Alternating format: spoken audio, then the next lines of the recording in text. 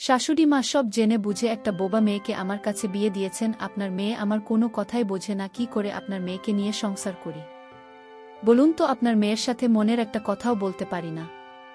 আমার কোনো কিছুর প্রয়োজন হলে তাকে হাতের ইশারায় বোঝাতে হয়।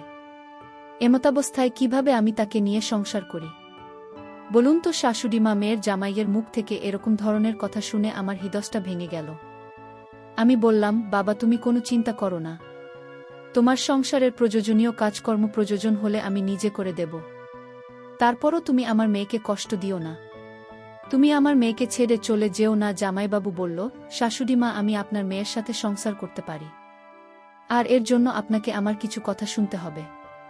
আমি বললাম, কি এমন কথা জামাইবাবু? তারপর বন্ধুরা জামাইবাবু যা বলল বন্ধুরা বাকিটা গল্পেই বলছি। বন্ধুরা আমি আশা করব তোমরা ধৈর্য ধরে আমার পুরো গল্পটা শুনবে, নিশ্চয়ই অনেক মজা পাবে। তাহলে চল বন্ধুরা কথা না বাড়িয়ে মূল গল্পে চলে যাই। হ্যালো বন্ধুরা, আমি অন্তরা ঘোষ, কলকাতার একজন নাগরিক। আমার জীবনটা একটা গল্পের মতো, যেখানে সুখ দুঃখ হাসি কান্না সব মিলেমিশে একাকার। 5 বছর আগে আমার স্বামী আমাকে আর আমার 3 সন্তানকে ছেড়ে চলে যান। আমার বড় ছেলে তুর্য আর ছোট ছেলে অব্রদ্বীপ এখন শ্রীলঙ্কায় থাকে, তাদের নিজেদের জীবন গড়তে ব্যস্ত।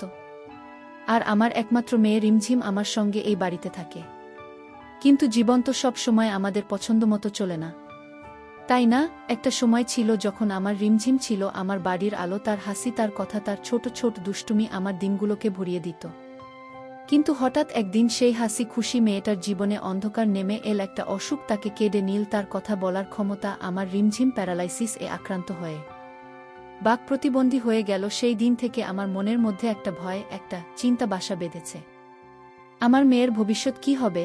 আমি একা মা, একটা বিলো বা নারী, আমার ছেলেরা দূরে থাকে, তাদের নিজেদের জীবন আছে। আমি আর রিমঝিম এই বাড়িতেই একসঙ্গে দিন কাটাই। কিন্তু রিমঝিমের এই অবস্থা দেখে আমার মনের মধ্যে একটা ঝড় বয়ে যায়। কে বিয়ে করবে আমার এই মেয়েকে? কে তাকে মেনে নেবে?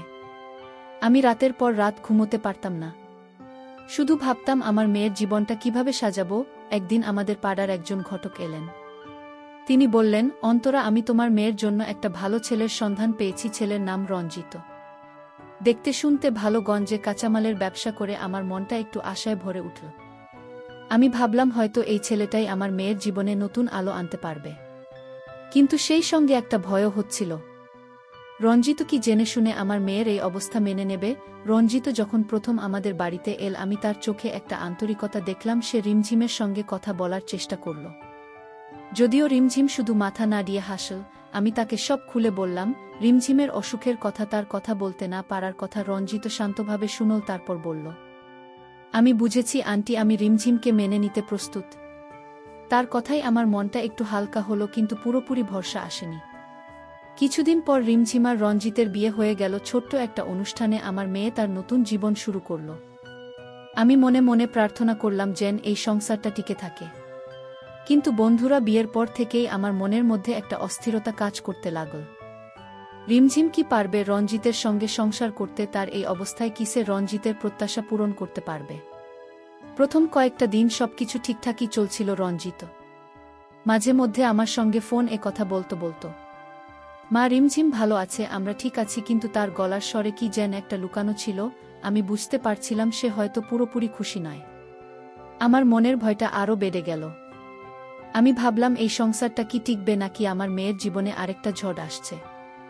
একদিন সকালে রঞ্জিত হঠাৎ আমাদের বাড়িতে চলে এল, তার মুখটা গম্ভীর, চোখে একটা অস্থিরতা। আমি জিজ্ঞেস করলাম, কি হয়েছে বাবা, সব ঠিক আছে তো? রঞ্জিত একটু থেমে বলল, শাশুড়িমা, আমি চেষ্টা করছি, কিন্তু রিমঝিম আমার কোনো কথাই বুঝতে পারে না।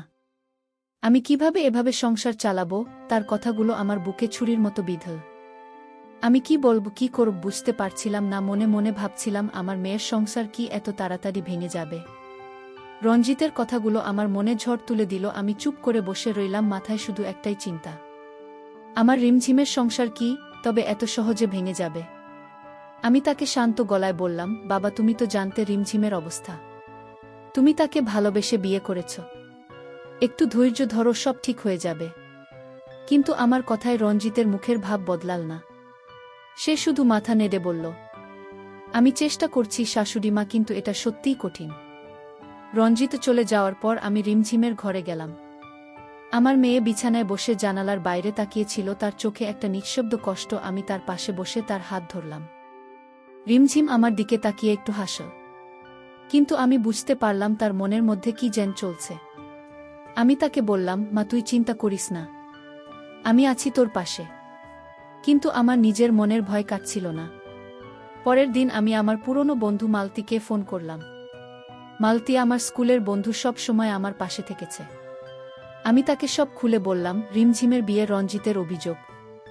আমার চিন্তা। মালতী শান্ত গলায় বলল, অন্তরা তুই একটু সময় দে, রঞ্জিত হয়তো এখনও রিমঝিমকে পুরোপুরি বুঝতে পারেনি, তুই ওদের সঙ্গে আরেকটু সময় কাটা, দেখিস সব ঠিক হয়ে যাবে। তার কথায় আমার মনে একটু ভরসা জাগল। আমি ঠিক করলাম রঞ্জিত এর বাড়িতে গিয়ে কিছুদিন থাকব, হয়তো আমার উপস্থিতি ওদের শান্তি আনতে পারবে। আমি রিমঝিমকে নিয়ে রঞ্জিত এর বাড়িতে চলে গেলাম। সেখানে গিয়ে দেখলাম রঞ্জিত সারাদিন ব্যবসায় ব্যস্ত থাকে, আর রিমঝিম বাড়িতে একা একা সময় কাটায়। আমি ঠিক করলাম আমি রিমঝিমকে সংসারের কাজে সাহায্য করব, আর রঞ্জিত এর সঙ্গে কথা বলে তাকে বোঝানোর চেষ্টা করব। প্রথম কয়েকটা দিন আমি রান্না করলাম, বাড়ি গোছালাম, রিমঝিমকে ছোট ছোট কাজ শেখানোর চেষ্টা করলাম।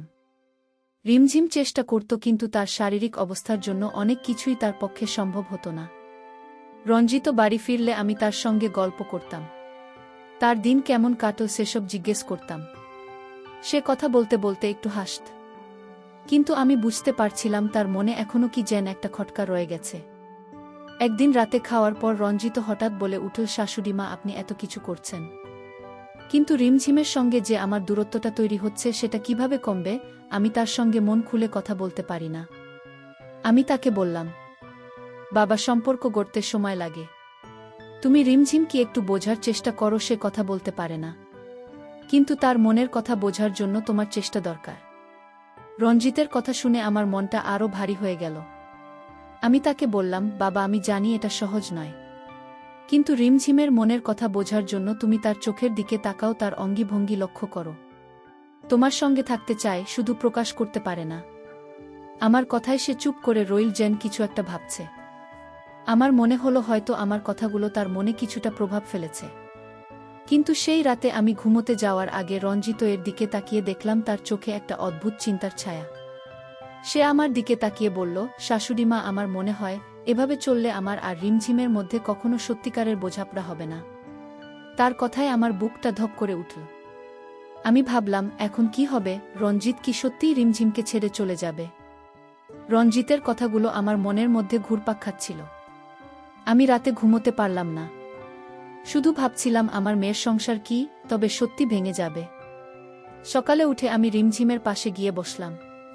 তার মুখের দিকে তাকিয়ে আমার বুকটা হু হু করে উঠল। আমি তার হাত ধরে বললাম, মা তুই চিন্তা করিস না, আমি সব ঠিক করে দেব।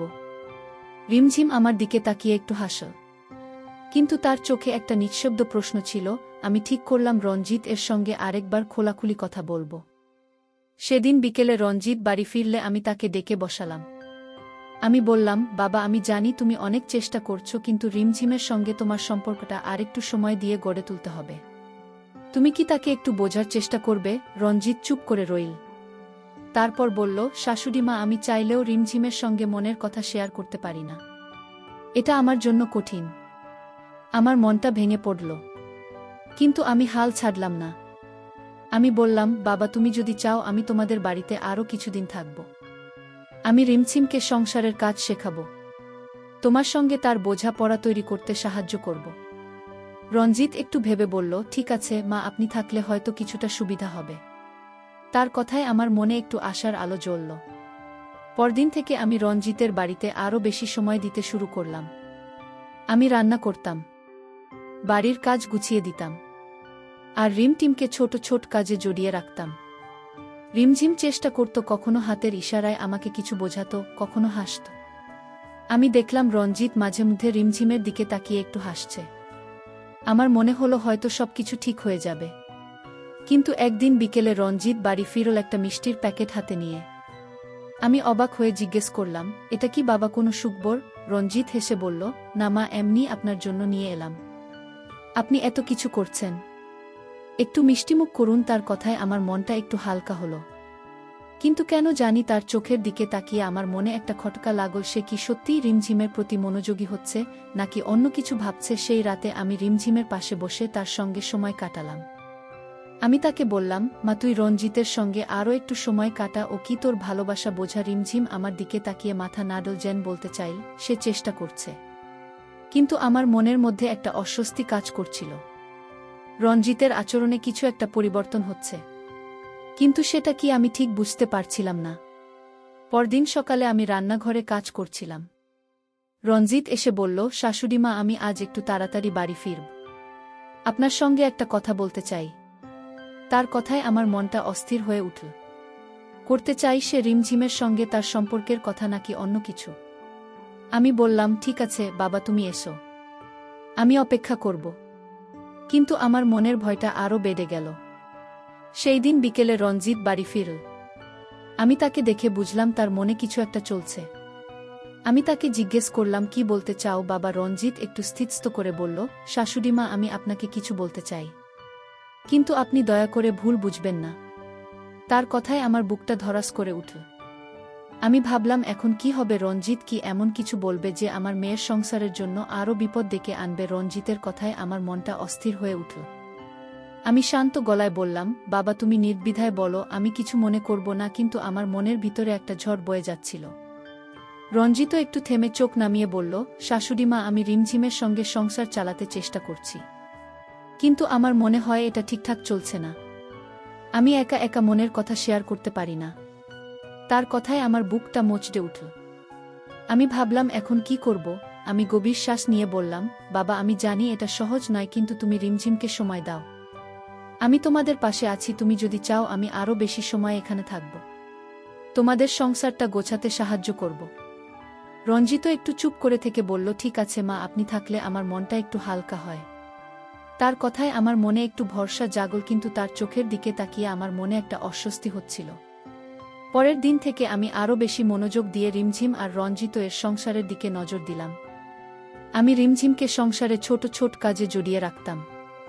কখনো তাকে রান্নাঘরে সবজি কাটতে বলতাম, কখনো বাড়ির জিনিসপত্র গোছাতে বলতাম।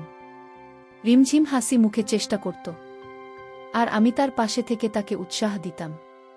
রঞ্জিত বাড়ি ফিরলে আমি তাকে রিমঝিমের ছোট ছোট প্রচেষ্টার কথা বলতাম, যাতে তার মনে একটু ভালোবাসা জাগে। একদিন সন্ধ্যায় রঞ্জিত বাড়ি ফিরল একটা ফুলের তোলা হাতে নিয়ে। আমি অবাক হয়ে জিজ্ঞেস করলাম, এটা কার জন্য বাবা। রঞ্জিত হেসে বলল, শাশুড়িমা এটা রিমঝিমের জন্য। আমি ভাবলাম ওর জন্য কিছু করলে হয়তো ওর মনটা একটু খুশি হবে। আমি খুশি হয়ে রিমঝিমকে ডাকলাম। রিমঝিম ফুলের তোড়া দেখে হাসল, তার চোখে একটা আলো জ্বলে উঠল। আমার মনে হলো হয়তো রঞ্জিত সত্যি চেষ্টা করছে। কিন্তু সেই রাতে খাওয়ার পর রঞ্জিত আমাকে একা ডেকে বলল, শাশুড়িমা আমি রিমঝিম ম্যান্ডানো সত্যি চেষ্টা করছি, কিন্তু আমার মনে হয় আমার মনের কথা কাউকে বলতে না পারলে আমি পাগল হয়ে যাব। তার কথায় আমি বুঝলাম সে এখনও রিমঝিমের সঙ্গে মানসিকভাবে একাত্ম হতে পারছে না।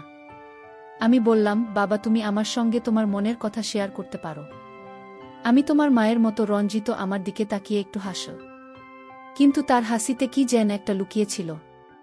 পরদিন সকালে আমি রান্নাঘরে কাজ করছিলাম। রঞ্জিত এসে বলল, শাশুড়িমা আজ আমি আপনার সঙ্গে একটু বাজারে যেতে চাই, আপনি আমার সঙ্গে গল্প করলে আমার মনটা হালকা হয়। আমি হেসে রাজি হলাম।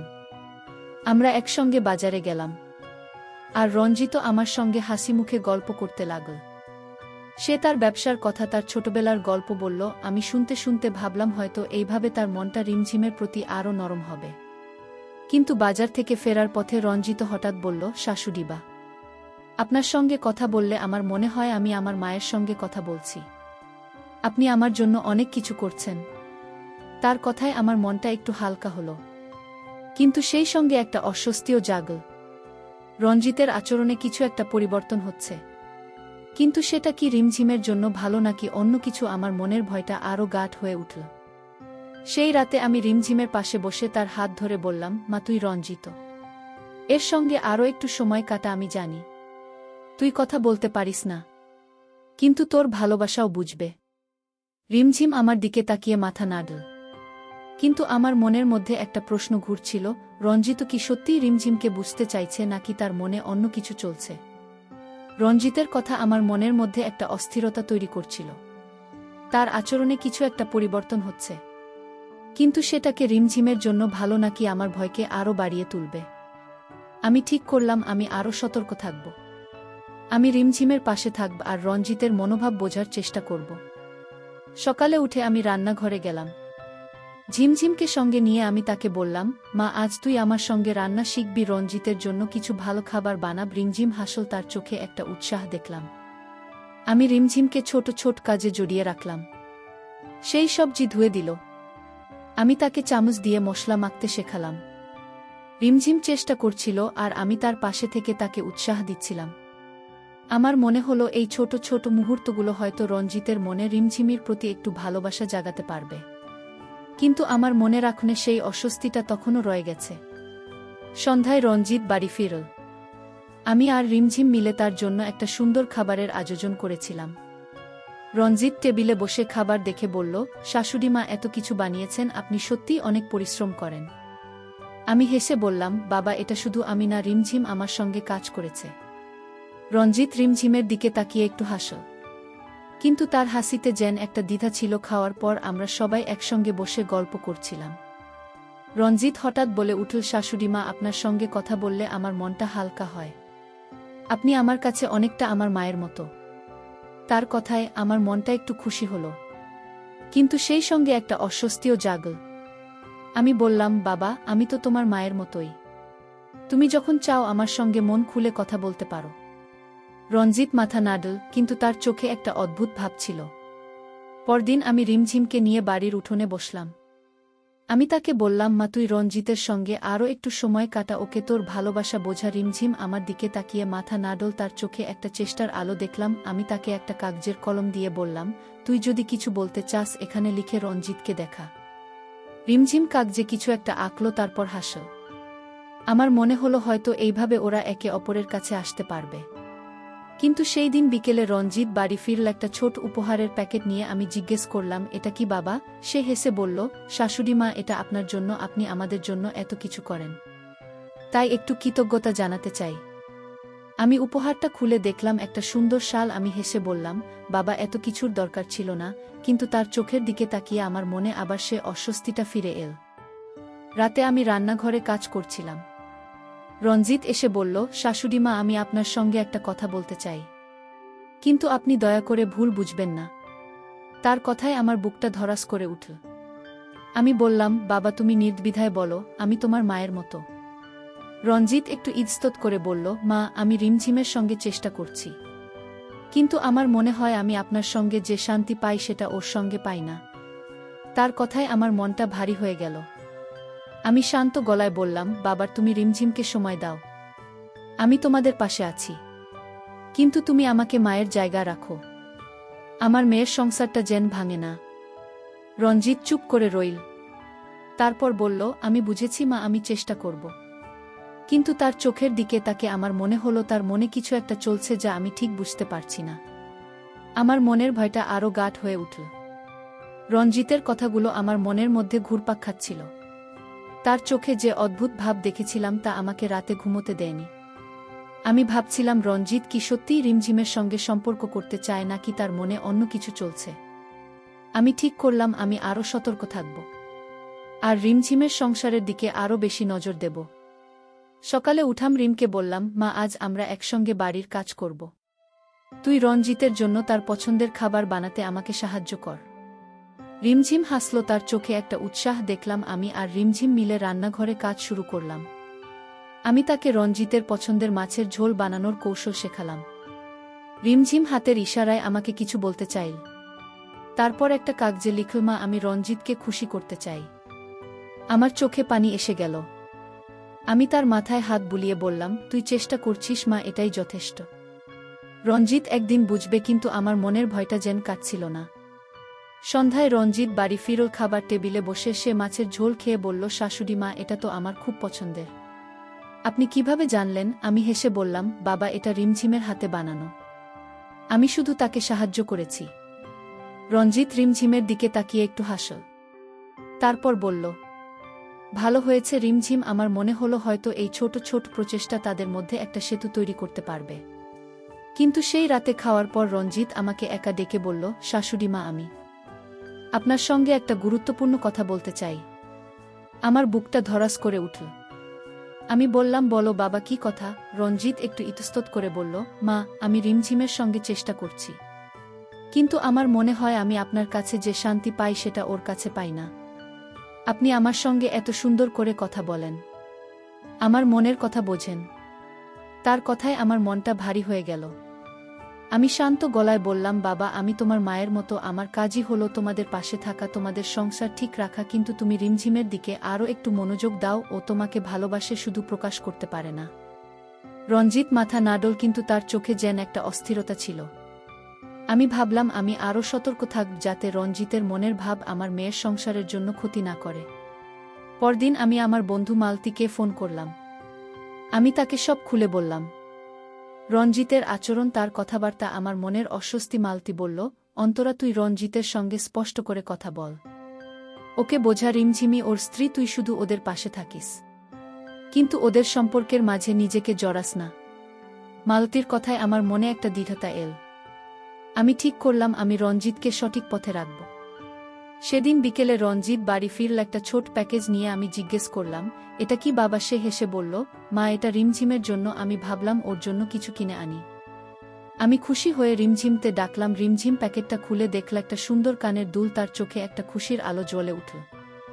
আমার মনে হলো হয়তো রঞ্জিত সত্যিই চেষ্টা করছে। কিন্তু সেই রাতে রঞ্জিত আবার আমাকে বলল, শাশুড়িমা, আমি আপনার সঙ্গে কথা বলে যে শান্তি পাই সেটা আমার খুব দরকার। আমি চাই আপনি সবসময় আমাদের সঙ্গে থাকেন। তার কথায় আমার মনটা আবার অস্থির হয়ে উঠল। আমি ভাবলাম, রঞ্জিত কি সত্যিই রিমঝিমের সঙ্গে সম্পর্ক গড়তে চায়, নাকি তার মনে অন্য কিছু চলছে? আমার মনের ভয়টা আরও গভীর হলো। রঞ্জিতের কথাগুলো আমার মনের মধ্যে একটা ঝড় তুলছিল। তার কথাবার্তা, তার চোখের দৃষ্টি, সবকিছু যেন আমাকে বলছিল তার মনে কিছু একটা চলছে যে আমার মেয়ের সংসারের জন্য ভালো না হতে পারে। আমি ঠিক করলাম আমি আরও স্পষ্ট করে রঞ্জিতের সঙ্গে কথা বলবো। আমি রিমঝিমের সংসার বাঁচাতে চাই, যে করেই হোক। সকালে আমি রিমঝিমকে নিয়ে বাড়ির উঠোনে বসলাম। আমি তাকে বললাম, মা, তুই রঞ্জিতের সঙ্গে আরও একটু সময় কাটা, ওকে তোর ভালোবাসা দেখা। রিমঝিম মাথা নাড়ল, তার চোখে একটু দৃঢ়তা দেখলাম। আমি রিমঝিমকে একটা কাগজ আর কলম দিয়ে বললাম, তুই রঞ্জিত এর জন্য কিছু লেখ, তোর মনের কথা ওকে বোঝা। রিমঝিম কাগজে কিছু লিখল, তারপর আমার দিকে তাকিয়ে হাসল। আমি তার লেখা পড়লাম। সে লিখেছে, রঞ্জিত, আমি তোমাকে ভালোবাসি, আমি চাই তুমি আমার পাশে থাকো। আমার চোখে পানি এসে গেল। আমি তাকে জড়িয়ে ধরে বললাম, তুই এটা রঞ্জিতকে দেখাবি মা, ও বুঝবে। আমার মনে একটু আশা জাগল। সন্ধ্যায় রঞ্জিত বাড়ি ফিরল। আমি রিমঝিমকে বললাম, মা, তুই রঞ্জিতকে তোর লেখা চিঠিটা দে। রিমঝিম একটু লজ্জাতে রঞ্জিত এর হাতে চিঠিটা দিল। রঞ্জিত চিঠিটা পড়ল, তারপর রিমঝিমের দিকে তাকিয়ে একটু হাসল। সে বলল, রিমঝিম, তুমি এটা লিখেছ, আমি তোমার চেষ্টা দেখছি। আমার মনে হলো হয়তো এই ছোট চিঠিটা তাদের মধ্যে একটা নতুন শুরু হতে পারে। কিন্তু সেই রাতে খাওয়ার পর রঞ্জিত আমাকে একা ডেকে বলল, শাশুড়িমা, আমি রিমঝিমের চিঠি পড়েছি।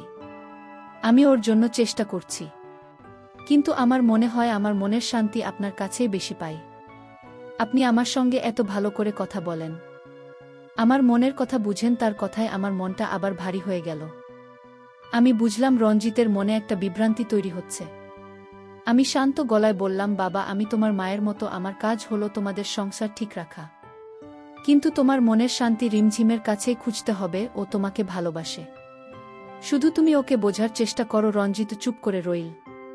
তারপর বলল, মা, আমি বুঝেছি, আমি চেষ্টা করব। কিন্তু তার চোখের দিকে তাকিয়ে আমার মনে হলো তার মনে এখনও কিছু একটা ঘুরছে। পরদিন আমি আমার বড় ছেলে তুর্যকে ফোন করলাম। আমি তাকে সব খুলে বললাম, রিমঝিমের সংসার, রঞ্জিতের আচরণ, আমার মনের অস্বস্তি। তুর্য শান্ত গলায় বলল, মা, তুমি রঞ্জিতের সঙ্গে স্পষ্ট করে কথা বলো, ওকে বোঝাও। রিমঝিমি ওর স্ত্রী, আর তুমি নিজেকে ওদের সম্পর্কের মাঝে জড়িয়েও না।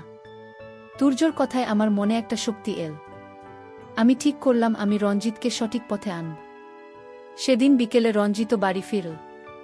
আমি তাকে একা ডেকে বললাম, বাবা, আমি তোমার সঙ্গে একটা স্পষ্ট কথা বলতে চাই। তুমি রিমঝিমকে বিয়ে করেছ, ওকে ভালোবাসার দায়িত্ব তোমার। আমি তোমাদের পাশে আছি, কিন্তু তোমার মনের শান্তি তুমি রিমঝিমের কাছে খুঁজবে। রঞ্জিত আমার দিকে তাকিয়ে বলল, মা, আমি বুঝেছি, আমি রিমঝিমের সঙ্গে আরও চেষ্টা করব।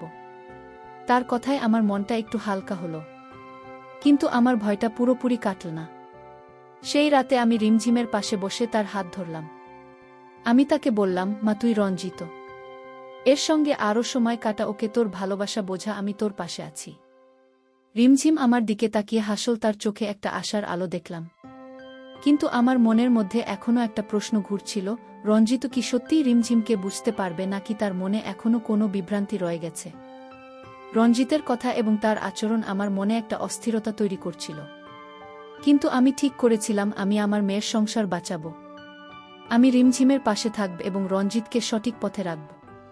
সকালে আমি রিমঝিমকে নিয়ে বসলাম এবং তাকে বললাম, মা তুই রঞ্জিত এর সঙ্গে আরও একটু সময় কাটা, তাকে তোর ভালোবাসা লেখার মাধ্যমে বোঝা। রিমঝিম আমার দিকে তাকিয়ে মাথা নাড়ল। তারপর কাগজে লিখল, মা আমি চাই রঞ্জিত আমাকে বুঝুক, আমি তাকে খুশি করতে চাই। আমি তার মাথায় হাত গুলিয়ে বললাম, তুই পারবি মা, আমি তোর পাশে আছি। সেই দিন আমি রিমঝিমকে নিয়ে রঞ্জিত এর জন্য একটা বিশেষ খাবার তৈরি করলাম। আমি তাকে শিখিয়ে দিলাম কিভাবে রঞ্জিত এর পছন্দের পায়েস বানাতে হয়। রিমঝিম হাসি মুখে কাজ করছিল, তার চোখে একটা আশার আলো দেখলাম। আমি ভাবলাম, এই ছোট ছোট প্রচেষ্টা হয়তো রঞ্জিতের মনে রিমঝিমের প্রতি ভালোবাসা জাগাতে পারবে। আমি তাকে বললাম, মা তুই পায়েসটা রঞ্জিতকে নিজে পরিবেশন করিস। রিমঝিম লজ্জা পেয়ে মাথা নাড়ল। সন্ধ্যায় রঞ্জিত বাড়ি ফিরল। আমি আর রিমঝিম মিলে টেবিলে খাবার সাজিয়ে রেখেছিলাম। রঞ্জিত পায়েস দেখে বলল, শাশুড়ি মা এটা তো আমার খুব পছন্দের, আপনি বানিয়েছেন? আমি হেসে বললাম, না বাবা, এটা রিমঝিম বানিয়েছে, আমি শুধু তাকে সাহায্য করেছি। রঞ্জিত রিমঝিমের দেখে তাকিয়ে হাসল এবং বলল, তুমি এটা বানিয়েছ? সত্যি ভালো হয়েছে। রিমঝিমের মুখে একটা খুশির হাসি ফুটে উঠল। আমার মনে হলো হয়তো তাদের মধ্যে একটা নতুন শুরু হচ্ছে। কিন্তু সেই রাতে খাওয়ার পর রঞ্জিত আমাকে একা ডেকে বলল, শাশুড়ি মা, আমি আপনার সঙ্গে একটা গুরুত্বপূর্ণ কথা বলতে চাই। আপনি কিছু মনে করবেন না, তাই না? আমার বুকটা ধড়াস করে উঠল। আমি বললাম, বাবা তুমি নির্দ্বিধায় বলো, আমি তোমার মায়ের মতো। রঞ্জিত একটু থেমে বলল, মা আপনার চেহারা, আপনার কথাবার্তা, এসব আমার মায়ের মতো। আমি আপনার কাছে যে শান্তি পাই তা আমার জীবনে খুব দরকার। আমি চাই আপনি সারা জীবন আমাদের সঙ্গে থাকেন। তার কথায় আমার মনটা একই সঙ্গে হালকা এবং ভারী হয়ে গেল। আমি বুঝলাম রঞ্জিত আমাকে তার মায়ের জায়গায় দেখছে। আমি মুচকি হেসে বললাম, বাবা আমি তো তোমাদের পাশেই আছি, যতদিন বেঁচে আছি। আমি রিমঝিমে তোমার পাশে থাকব, সুখে দুঃখে সবসময়। রঞ্জিত আমার দিকে তাকিয়ে হাসল, তার চোখে একটা কৃতজ্ঞতার ভাব দেখলাম। আমার মনের ভয়টা এবার কিছুটা কাটল। পরদিন আমি আমার ছোট ছেলে অব্রদীপকে ফোন করলাম।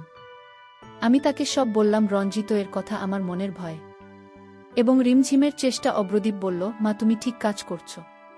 রঞ্জিতকে রিমঝিমের প্রতি আরও মনোযোগী করো, আর তুমি নিজেকে ওদের সম্পর্কের মাঝে জড়িও না। আমি তার কথায় শক্তি পেলাম। আমি ঠিক করলাম, আমি রিমঝিম আর রঞ্জিত এর মধ্যে একটা সুন্দর সম্পর্ক করতে সাহায্য করব। কয়েকদিন পর আমি দেখলাম রঞ্জিত রিমঝিমের সঙ্গে আরও সময় কাটাচ্ছে। সে রিমঝিমে লেখা চিঠিগুলো পড়ছে, তার সঙ্গে হাসি মুখে কথা বলছে। একদিন সন্ধ্যায় রঞ্জিত আমাকে বলল, শাশুড়ি মা আমি এখন রিমঝিমতে বুঝতে শিখেছি। তার লেখা, তার হাসি, এইসব আমার মনে আশা জাগাচ্ছে। আপনি আমাদের পাশে থাকায় আমি এটা পেরেছি। আমার চোখে জল এসে গেল। আমি বললাম, বাবা আমি সবসময় তোমাদের পাশে থাকব। বন্ধুরা, আমি প্রথমে রঞ্জিতকে ভুল বুঝেছিলাম। আমার মনে ভয় ছিল সে হয়তো রিমঝিমের সঙ্গে সংসার করতে চাইবে না। কিন্তু সময় আমাকে শিখিয়েছে ধৈর্য আর ভালোবাসা দিয়ে সব সম্ভব। রঞ্জিত রিমঝিমকে বুঝতে শুরু করেছে এবং আমি আমার মেয়ের সংসারে শান্তি ফিরে আসতে দেখছি। অবশেষে বন্ধুরা, আমি তোমাদেরকে বলতে চাই, জীবনে যত কঠিন পরিস্থিতি আসুক, ধৈর্য আর বিশ্বাসের সঙ্গে এগিয়ে গেলে সময় সব ঠিক হয়ে যায়। বন্ধুরা, গল্পটি তোমাদের ভালো লাগলে লাইক, শেয়ার এবং সাবস্ক্রাইব করে নিশ্চয়ই আমাকে অনুপ্রাণিত করবা। তোমাদের অনুপ্রেরণা পেলে গল্প লেখাতে আমার উৎসাহ বেড়ে যায়। সবশেষে তোমাদের ধন্যবাদ জানাই এতক্ষণ ধৈর্য ধরে গল্পটি শোনার জন্য।